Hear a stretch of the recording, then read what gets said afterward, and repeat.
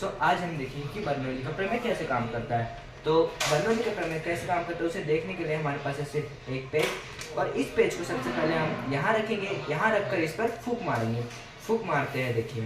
तो जैसे कि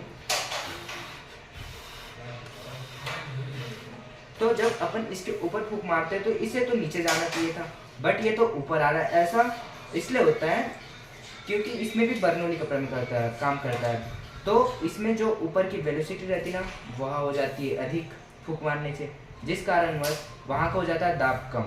दाब कम होने के लिए, उस दाब को भरने के लिए नीचे की जो वायु रहती है वह इस पेज को ऊपर कर देती है, मीन्स प्रेशर ऊपर लगाती है उस दाब को फिल करने के लिए, है ना।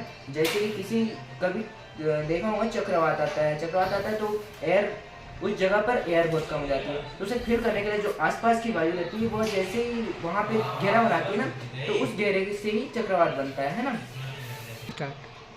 अब हम देखेंगे और एक प्रकार से हमारे पास है दो पेज है। तो इस दो पेज को हम सबसे पहले ऐसे रखेंगे और इसके बीच में से हम फूंक मारेंगे। तो जैसे मारते हैं, इसके बीच में से जब हम फूंक मार रहे हैं तो इसे तो दूर दूर जाना चाहिए था, बट ये पास में क्यों आ रहे हैं? तो ये पास में बर्नौली के प्रमेय के कारण आ रहे हैं, क्योंकि जो बीच में ना उसकी हम फूंक मारते हैं तो उसकी वेलोसिटी ज़्यादा हो जाती है। वेलोसिटी ज़्यादा होने के कारण फिर वही दाब कम हो जाता है, और उस दाब को फिल करने के लिए आसपास की वायु इसके पास आती है। ठीक है, तो इस प्रकार हमारा बर्नौली का प्रमेय कामयाब होता है।